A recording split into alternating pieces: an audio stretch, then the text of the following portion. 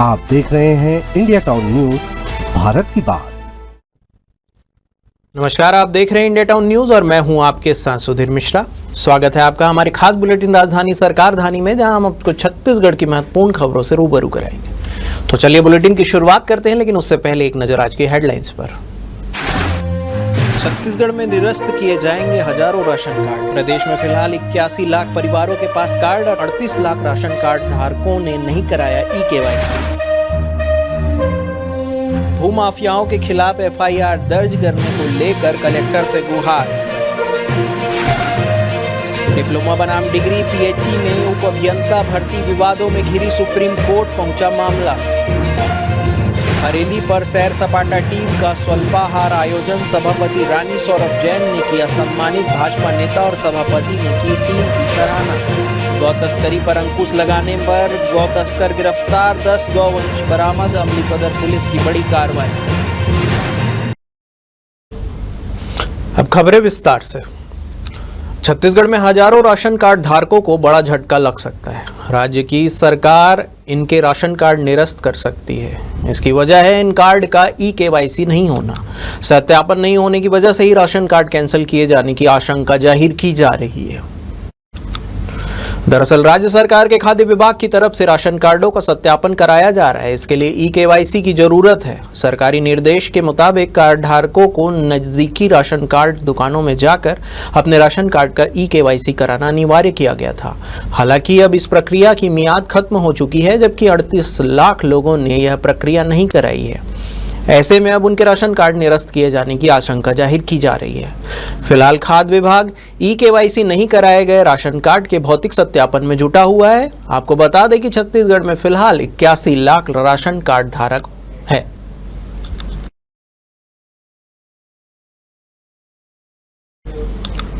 छत्तीसगढ़ की राजधानी रायपुर में भूमाफिया के हौसले बुलंद हैं। लगातार शिकायत और खुद विभाग की कार्रवाई के बाद भी भूमाफिया के खिलाफ एफआईआर दर्ज करने की हिम्मत अधिकारी नहीं जुटा पा रहे। अब राजधानी में यह हाल है तो प्रदेश के दूर दराज के इलाकों में आम आदमी की क्या बखत होगी, इसका अंदाजा लगाया जा सकता है। बात हो रही है रायपुर जिला तहसील के कांदूल की, जहां पे जमीन मालिक रायपुर निवासी नेहा जैन के प्लॉट के सामने भूमाफिया शिव चक्रधारी ने अवैध तरीके से बाउंड्री वॉल खड़ा कर दिया है। इस संबंध में नेहा जैन ने कलेक्टर से लिखित में शिकायत करते हुए बताया है कि अवैध तरीके से रास्ता बंद कर दिए जाने से उन्हें परेशानी का सामना करना पड़ रहा है। सवाल उठ रहा है कि आखिर अवैध निर्माण के खिलाफ प्रशासन ठोस कार्रवाई क्यों नहीं कर पा रहा है, जबकि विधानसभा में भाजपा विधायक राजेश मूणत ने रायपुर जिले के राजस्व मामले और उसके निराकरण को लेकर विधानसभा में राजस्व मंत्री टंकराम वर्मा से जवाब तलब किया था।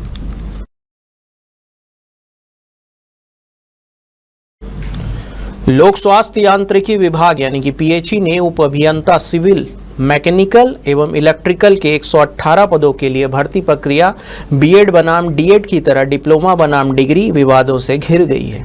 लाखों डिप्लोमा धारक युवा अब माननीय सर्वोच्च न्यायालय के निर्णय की प्रतीक्षा कर रहे हैं, जो न केवल इस भर्ती प्रक्रिया बल्कि भविष्य की सभी तकनीकी भर्तियों के लिए एक मार्गदर्शक सिद्धांत भी तय करेगा। दरअसल छत्तीसगढ़ सरकार द्वारा पीएचई में उप अभियंता सिविल, मैकेनिकल एवं इलेक्ट्रिकल के 118 पदों हेतु भर्ती प्रक्रिया आरंभ की गई थी। भर्ती विज्ञापन में स्पष्ट रूप से विभागीय आवश्यकता के अनुसार न्यूनतम शैक्षणिक योग्यता त्रिवर्षीय डिप्लोमा निर्धारित की गई थी। इस प्रक्रिया का विरोध करते हुए डिग्री धारकों ने उच्च न्यायालय बिलासपुर में याचिका दाखिल की है, जिसमें उनके पक्ष में निर्णय आया। इसके बाद भर्ती प्रक्रिया पर संशय की स्थिति उत्पन्न हो गई। वहीं दूसरी ओर डिप्लोमा धारकों का कहना है कि इसरो सहित देश की तमाम अग्रणी तकनीकी संस्थाओं में शैक्षणिक पद के अनुसार तय की जाती है। इसलिए पद अगर उप अभियंता यानी कि जूनियर इंजीनियर है तो डिप्लोमा ही उपयुक्त योग्यता है।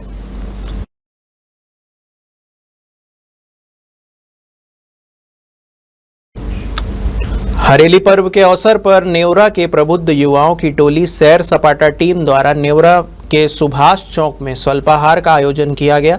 यह आयोजन टीम द्वारा दशहरा, होली, दीपावली जैसे प्रमुख त्योहारों पर किए जाने वाले नियमित सामाजिक कार्यक्रमों की श्रृंखला का हिस्सा रहा। इस विशेष मौके पर नगर में बड़ी संख्या में नागरिकों ने स्वल्पाहार का लाभ उठाया और आयोजन की सराहना की। कार्यक्रम की सफलता और टीम की समाज सेवा को देखते हुए नगर पालिका सभापति रानी सौरभ जैन द्वारा टीम का विशेष सम्मान किया गया। सभापति ने भगवान भोलेनाथ का प्रतीक गमछा पहनाकर टीम के सदस्यों का स्वागत किया और उनके जन सेवा भाव को नमन किया।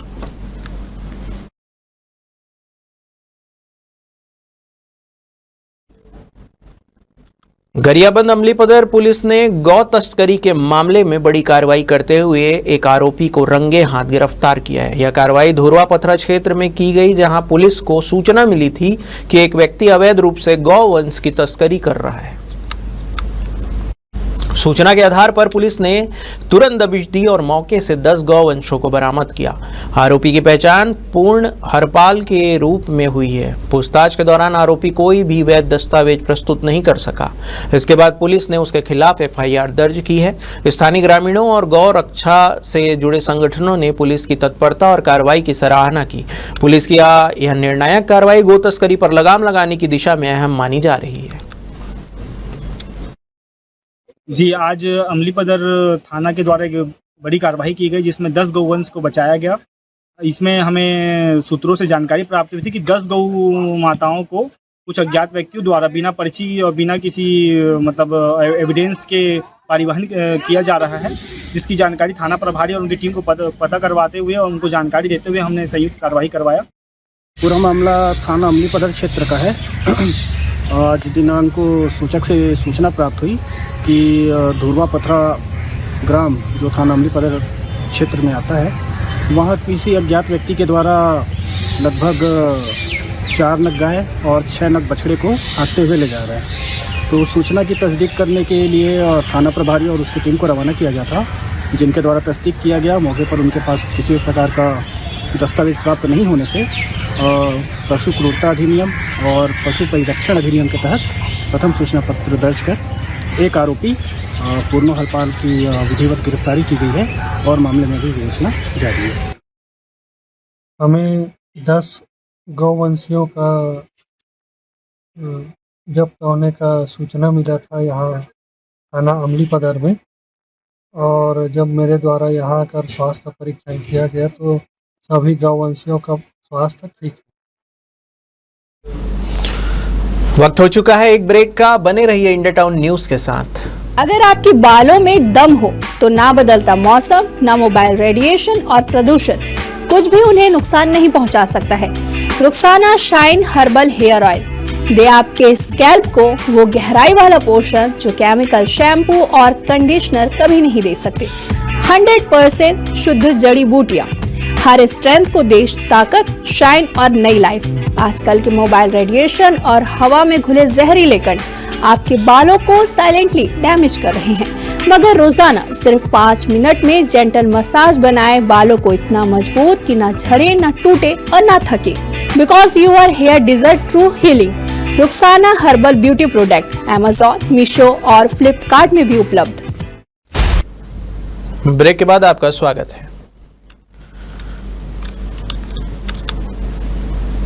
नगर निगम दुर्ग में अनुकंपा नियुक्ति के नाम पर गलत जानकारी देकर नौकरी पाने वाले 3 कर्मचारी पर शासन ने कड़ी कार्रवाई की है। निगम आयुक्त ने 2 महिलाओं समेत 3 कर्मचारियों को तत्काल प्रभाव से निलंबित कर दिया है। इन कर्मचारियों पर गलत जानकारी देकर अनुकंपा नियुक्ति प्राप्त करने का आरोप था। शिकायत मिलने के बाद निगम प्रशासन ने तीनों को 15 दिनों के भीतर जवाब देने का नोटिस जारी किया था, लेकिन तय समय सीमा से जवाब नहीं मिलने पर आयुक्त ने बड़ी कार्रवाई करते हुए निलंबन का आदेश जारी कर दिया। जानकारी के अनुसार तीनों कर्मचारी नगर पालिका निगम दुर्ग में पदस्थ थे और अनुकंपा नियुक्ति के आधार पर सेवा दे रहे थे।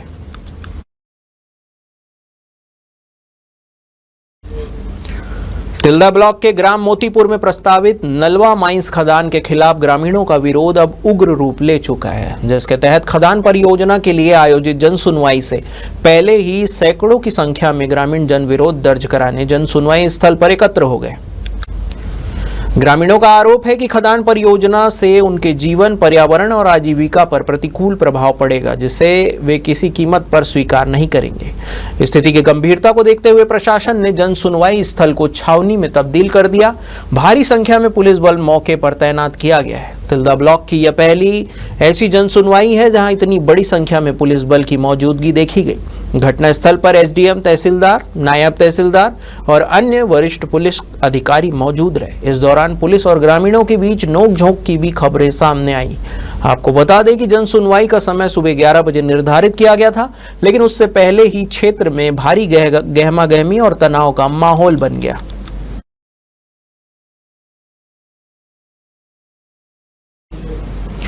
उपराष्ट्रपति जगदीप धनखड़ के इस्तीफे के बाद अब नया उपराष्ट्रपति के चुनाव की तैयारी तेज हो गई है। इस बीच छत्तीसगढ़ पीसीसी चीफ दीपक बैज ने प्रधानमंत्री नरेंद्र मोदी को पत्र लिखा है। पत्र में उन्होंने छत्तीसगढ़ वरिष्ठ बीजेपी नेता और पूर्व राज्यपाल रमेश बैस को उपराष्ट्रपति बनाने की मांग की है। उन्होंने लिखा है कि वर्तमान में छत्तीसगढ़ भाजपा में कई ऐसे नेता मौजूद हैं जो देश के उपराष्ट्रपति के पद को सुशोभित करने में सक्षम हैं। इसमें पूर्व राज्यपाल रमेश बैस जैसे महत्वपूर्ण नेता शामिल हैं, जो कि 7 बार के सांसद और एवं झारखंड, त्रिपुरा, महाराष्ट्र जैसे राज्यों के राज्यपाल के रूप में सेवा दे चुके हैं। बैज ने आगे लिखा है कि वर्तमान छत्तीसगढ़ में भाजपा के 10 सांसदों को कोई महत्वपूर्ण प्रतिनिधित्व नहीं मिला है। वहीं वरीयता के आधार पर मैं समस्त छत्तीसगढ़ वासियों की ओर से उपराष्ट्रपति पद के लिए छत्तीसगढ़ को प्राथमिकता देते हुए छत्तीसगढ़ के किसी नेता को अवसर देने का निवेदन करता हूं।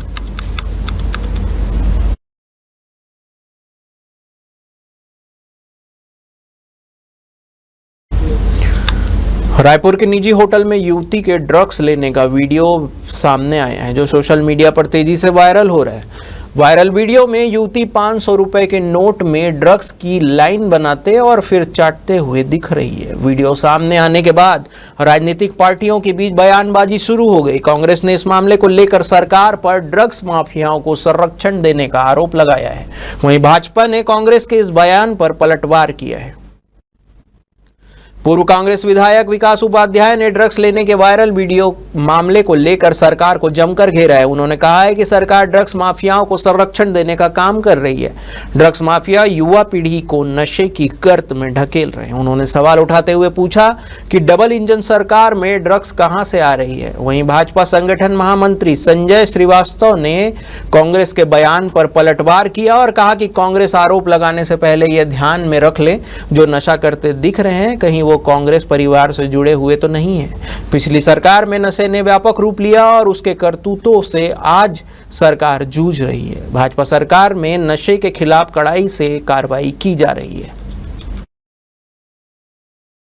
सीएम साय सरकार ने आम लोगों को पटवारी, तहसीलदार, एसडीएम कार्यालय को चक्कर न लगाना पड़े, इसके लिए जमीन की रजिस्ट्री के बाद तुरंत नामांतरण की सुविधा प्रदान की। लेकिन अधिकारी भी तू डाल में पात वाली तर्ज पर काम करते हुए इस सुविधा के लाभ से खरीदारों को वंचित कर रहे हैं। नई ऋण पुस्तिका के लिए खरीदारों को तहसीलदारों की दरबार में हाजिरी लगानी पड़ रही है। बताया जा रहा है कि तहसीलदारों ने पटवारियों को शासन के स्पष्ट गाइडलाइन नहीं होने का हवाला देते हुए नई ऋण पुस्तिका के लिए तहसील कार्यालय में आवेदन देना अनिवार्य कर दिया है। यह परेशानी आंकड़ों में साफ नजर आ रही है, जहां अकेले रायपुर जिले में ही ऐसे 3000 से ज्यादा मामले हैं जिनमें खरीदारों को जमीन रजिस्ट्री के बाद जमीन ऋण पुस्तिका नहीं मिल पाई है। वहीं प्रदेश की बात करें तो इस तरह के 50,000 से ज्यादा मामले हैं। ऑनलाइन ऋण पुस्तिका की जमीनी हकीकत से न तो अफसर वाकिफ है और न ही राजस्व मंत्री। निचले स्तर पर खेले जा रहे खेल से अनजान अफसर मंत्री को लग रहा है कि ऋण पुस्तिका ऑनलाइन जारी हो रही है, जबकि हकीकत में नई ऋण पुस्तिका के लिए तहसीलदार कार्यालय में 1-2 नहीं बल्कि दर्जनों बार चक्कर लगाना पड़ रहा है।